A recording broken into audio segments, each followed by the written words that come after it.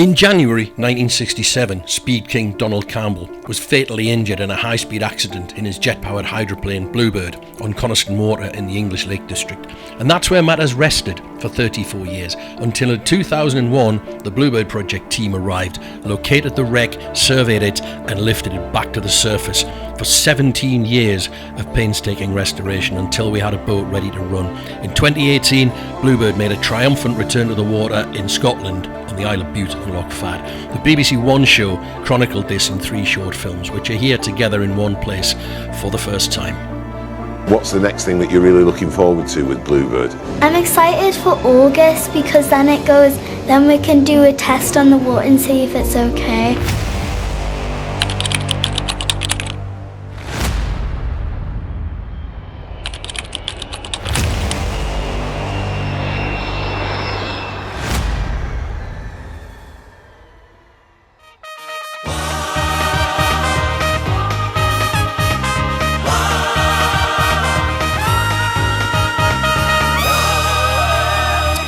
Well, hello and welcome to The One Show with Alex Jones and Matt Baker. Tonight we are remembering Donald Campbell and his attempt to break the world speed record in 1967. Yes, his beloved Bluebird, which tragically sank that day, will soon be taken to the water once again, thanks to this man and his team. Now, this is Bill, and Bill is with us tonight, and so is Donald's daughter, Gina. Very much looking forward to catching up with you very shortly.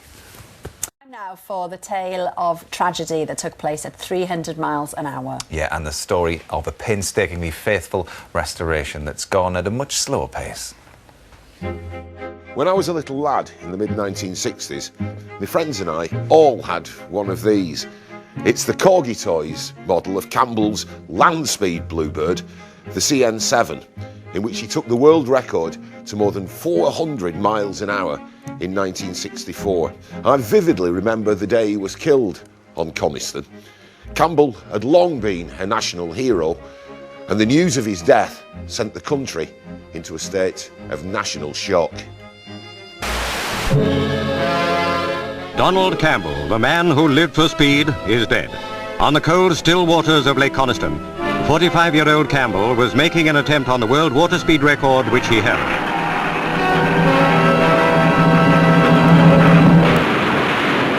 "5,000 years ago," they said, "let us now praise famous men."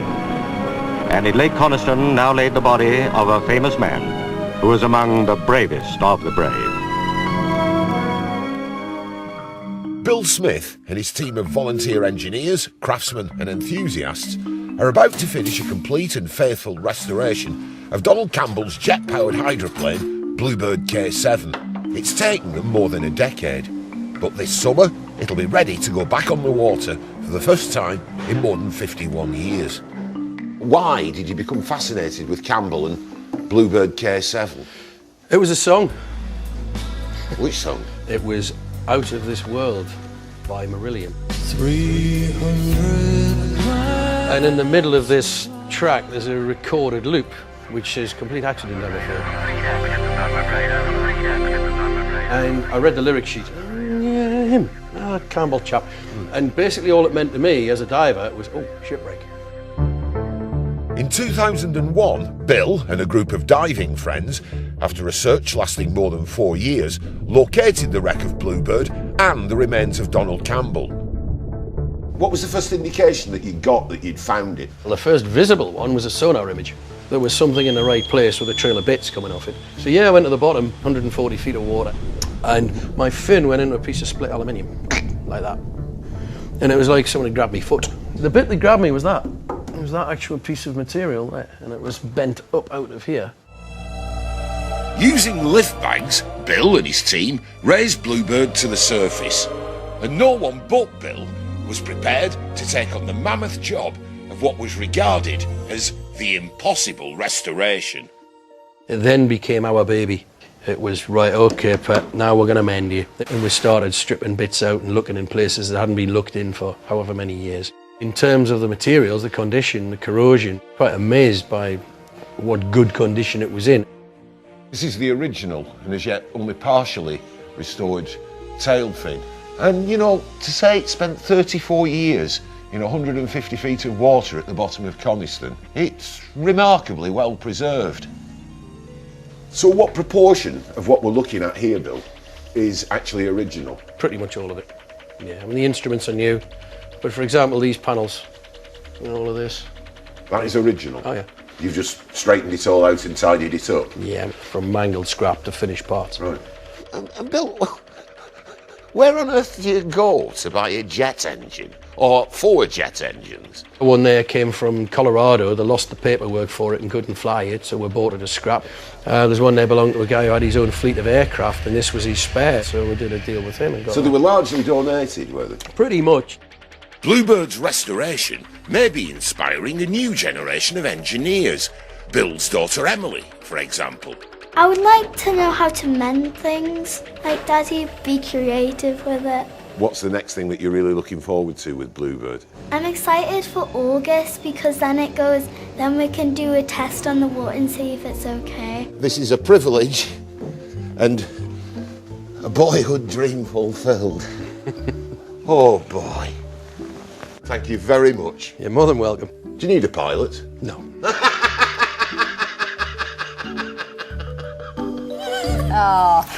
Well, welcome both, Bill and Gina. We saw Andy there fulfilling a childhood dream, as he said, and getting in and sitting in the Bluebird. But of course, he is not going to drive it. But the question is, who is Bill?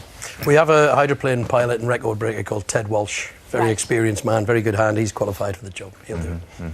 Well, honestly, it's brilliant to see how far you've come. I first met you both about 8 years ago. Was it that in the long? midst of all of this project, and it's really super to see how it's all coming along. It really is. But Gina, I just want to take you back to that day when you heard that Bill had actually found the Bluebird. You were 17 when you lost your father. That's right. So what was it like? All of that obviously coming back, flooding back, when you heard that this was potentially gonna happen. It was an amazing feeling, and you know, from that day on, you know, this project has moved forward, and Yeah. Bill and his wonderful dedicated volunteers up in North Shields have done a remarkable job in restoring the boat. I mean, she's going to look better when we all see her next time than she probably ever looked in her life. Yeah. But for me, it's going to be, Gina, you'll have to ask me at the time, Matt. Yeah. So you make sure you come along. We'll pick some nice weather for you. Let's do it. Because Let's I do it. won't know how I feel, you know, until I actually see it. Yeah, You know, having seen my dad in there always, and then to see Ted, who I have huge admiration for. Yeah. It's going to be amazing. Actually, it's going to be amazing. Come And on, let's be positive. It can't be easy to look at footage like that and seeing your dad there going along. But for you, Bill, what is the goal with this? What's the next step of getting your Bluebird actually out onto the water? Well, we're off to Loch Fad on the Isle of Bute in August to train the crew because nobody knows how to handle this machine and hasn't done so for over half a century. So we have to learn to get it in and out of the water, out and off the trailer, fueling this kind of thing. And ultimately, we hope to display the boat at speed on the water, hopefully at Conniston, as the final closing of the circle before she goes on public display. Yeah, that'll be such a big day for you, Bill, but also for you, Gina, I'm sure. You know, there must be a movie in this, Simon. What is? I was going to ask, what's the knots count for a 300-mile-an-hour? Do you know that? What that is? Well, it's plus Knots, it's 0.1, isn't it? Yeah. So it's 330. Because I drove a speedboat this year on a film at 20 knots. So And it felt pretty fast. and didn't that felt Yes, fast. yes, Yeah, it absolutely. does, that's right. It was a twin-engine speedboat, and it was on the River Seine, and we weren't allowed to take it over. And that did feel fast. I can't imagine what 300 miles an hour on water must feel Incredible. like. If you jump out of a boat at over 60 miles an hour, you Yeah. might just well jump out of a motor car. Same You will hit impact. the water at the same impact, yes. Ouch. Yeah. So don't do it. I won't do that. I was going to do it tomorrow. Weirdly, Yeah, no, I made don't. a plan. I must call someone and get that cancelled. And Bill, I mean, Or how increase do you- insurance. yeah. Bill, how do you put into context 22 years of your life, and it is, you know, shortly, hopefully, going to come to a magnificent end? It's just been like a career, only without any wages. Yeah. But we heard even your daughter Emily, you know, she's been born into it, Yeah. and she's very excited about this day in August where all your work will come to fruition. I've got another daughter called Lucy as well. She was born into it and she's 12 and she's never had a daddy on a Saturday since she was born. So, yeah, it's just an unpaid job that goes on forever, so I might get to retire eventually. And Gina, let's just finish on the note of who this little teddy bear There's is. just down this here. little Mr. Woppet who was my dad's mascot. And when we saw that fatal run, and Mr. Woppet was tucked under my dad's seat, but he popped to the surface. He jumped ship straight away. Whereas Bill didn't find my dad for many decades later. But this little fella, he made sure he was there. And is Mr. Woppert going to be on board? Yeah, you know, one has to question how lucky he really is, and so maybe he'll watch from the sidelines. Watch from the cafe. Yeah, sounds like a good idea. Yeah. Well, listen, it's been great to see you both again, and let's hope we can hook up on that day. It'd be wonderful to see it, really was. Thank you.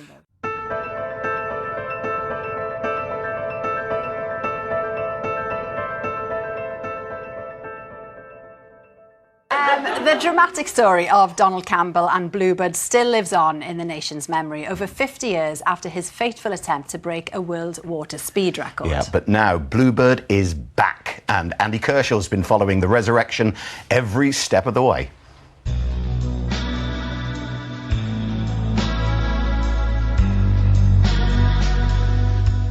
On the morning of Wednesday, January the 4th, 1967, Donald Campbell's life came to a tragic and dramatic end here.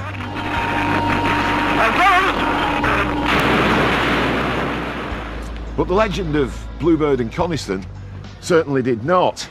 In 2001, and following a 4-year search, diver and engineer Bill Smith brought both man and machine up from the lake bed of Conniston, and thus began the next chapter in the history of Bluebird, its full restoration and its expected triumphant homecoming to Conniston in 2019. The record-breaking exploits of Donald Campbell in the 1950s and 60s made him a national hero. Aged just 11 at the time, local lad Robin Cooper remembers the excitement generated by Campbell and Bluebird at Conniston. Well, it doesn't come any bigger, does it? It was fantastic. You know, the idea of somebody coming to our lake to break a world water speed record, it was incredible. What was Campbell like with you all? He must have been swarming down here after school and pestering him and... Yeah. Well, for the first week or so when Bluebird first arrived at Pier Cottage, it was fairly open and we were allowed in, we were allowed access. Showed myself and a couple of mates around Bluebird, just pointing out all the various parts to it, and pointed out the planing positions on the boat and saying that 200 miles an hour there's only 12 square inches of the boat touching the water. Wow. So I said, what about at 300 miles an hour? And he just gave a rueful smile and said, we've yet to find that out, old boy. No one had ever before reached 300 miles an hour on water. On his return run that morning, seconds before the crash, Campbell was clocked at 328 miles an hour. Anthony Robbie Robinson, a member of Campbell's core team, saw it all happen.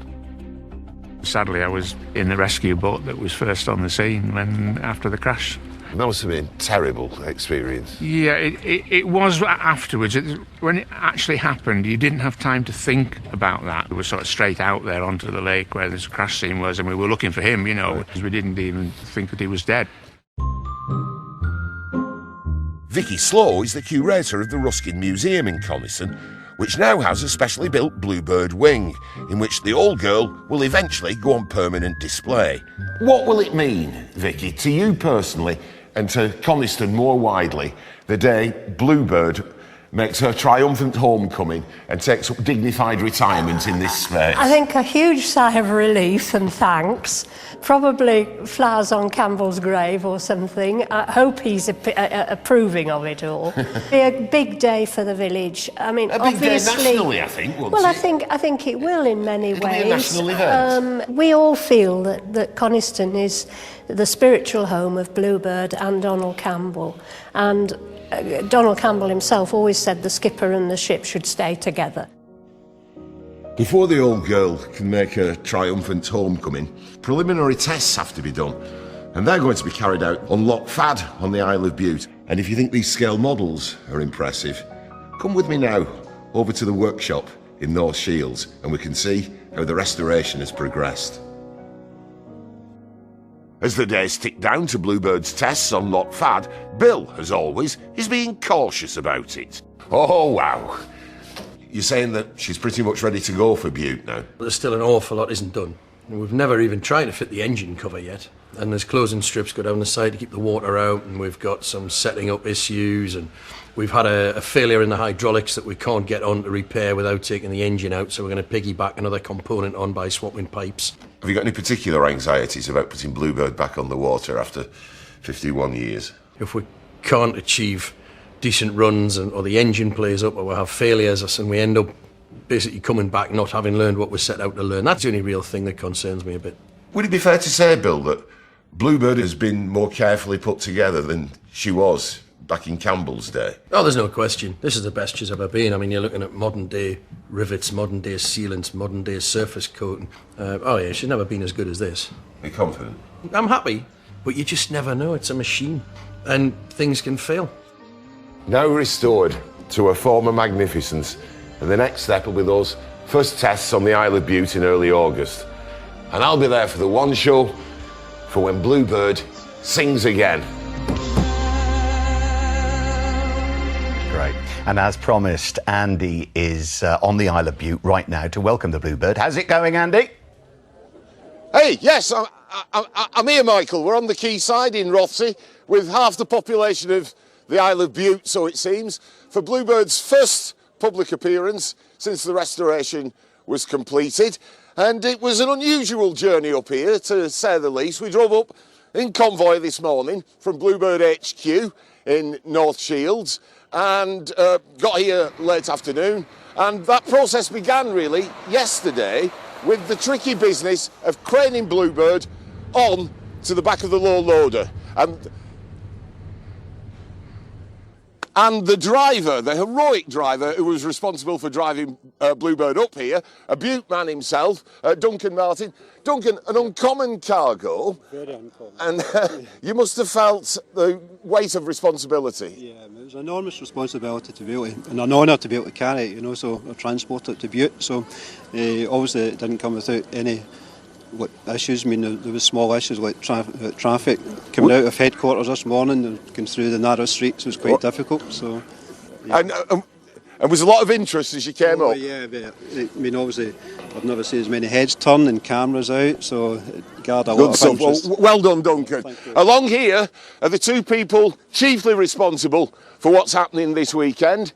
Bill Smith, the diver and engineer who in March 2001 brought the wreckage of Bluebird up from the lake bed of Conniston water and has spent the last 15 years or so restoring her to her 1967 magnificence, and Gina Campbell, Donald Campbell's daughter. Gina, did you ever imagine back in 2001 when Bill brought the wreckage up that you'd see this day and you'd see Bluebird in this condition again? Not in my wildest dreams, Andy. I mean, you have to give so much full credit marks to all the boys, Bill and his team, the work they have done.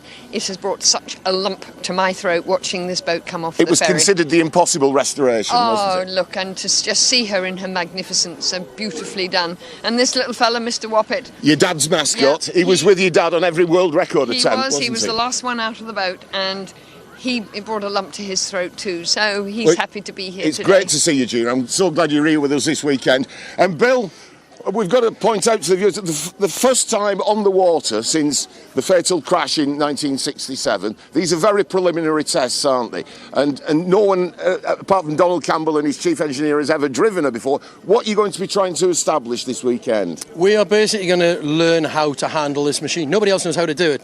Right. Half a century's gone by, we've never been launched, never been recovered, never been run. All those things we need to learn how to do to understand the performance. And I suppose one of the first things you've got to establish is that it's watertight. Well, there's no big holes in it that we can see, so as long as it doesn't fill up, we should be all right. Very good luck, Bill. I hope it goes really well. Thank you. We're going to be here all weekend, filming those preliminary tests with Bluebird, Bill and Gina, and you'll be able to see the results of those and another report from us on The One Show early next week.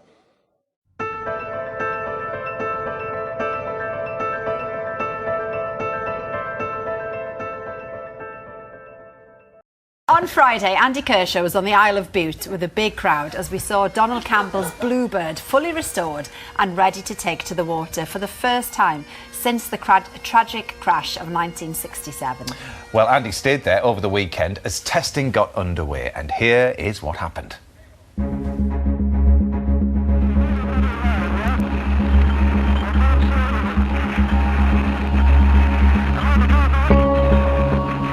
just 7 years old when it happened, but I can still vividly remember hearing the news that Donald Campbell had been killed on Conniston Water, attempting to lift his own water speed record above 300 miles an hour.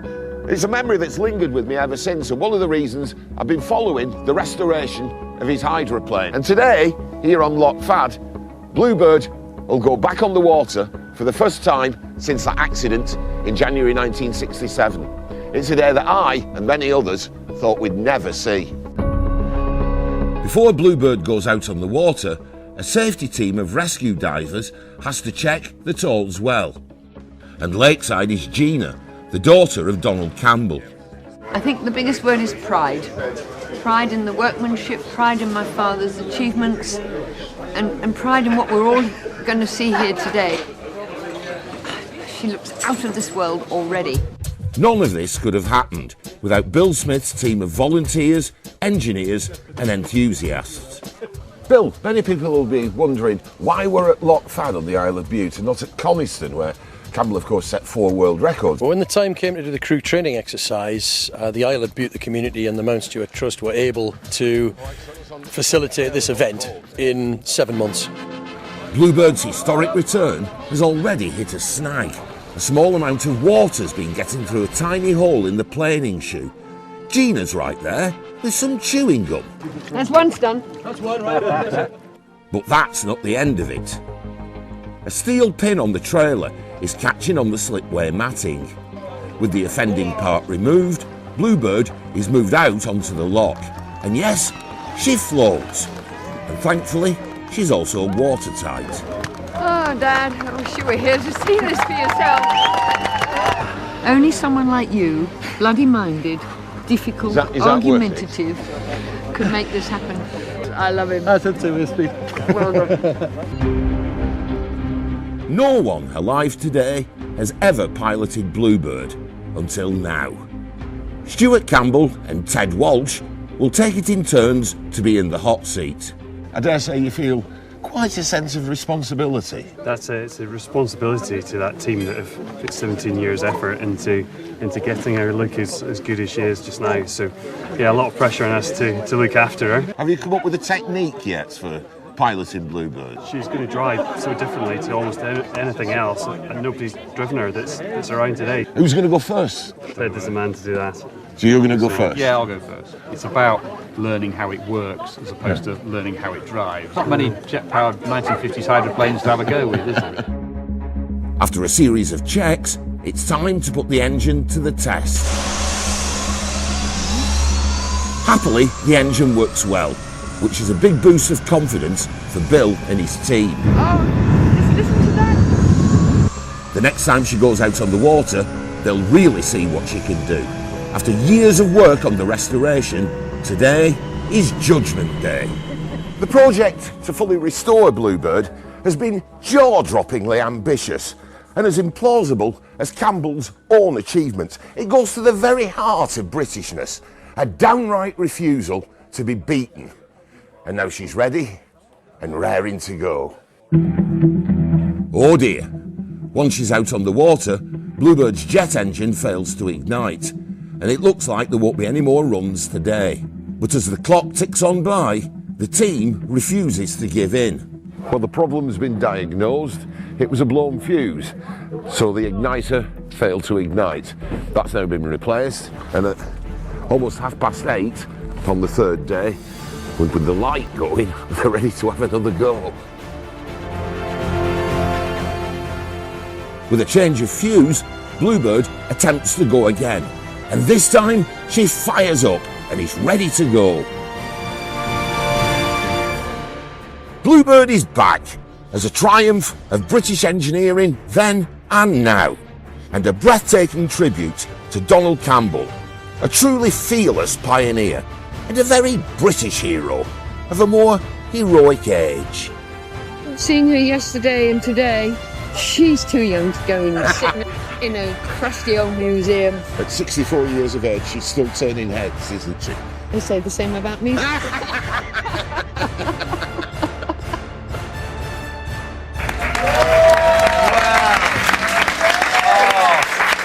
Bill and Genie came on the show, didn't they, a while back for all that. It's all worked out fantastic after all that work. Shall we see it again? Let's see it again. Let's have a little look if we can at that moment when it took off again to fire up those 1950s jet engine. Look at that. I can't imagine what Bill must have been thinking right there and then to have done all of this in his workshop up north. And I went there and saw it all for myself, and that kind of passion that he had just to make this happen and to put Bluebird back onto the water, and look at that in all of its glory. Such a moment from British history, and well done to Bill and all of us.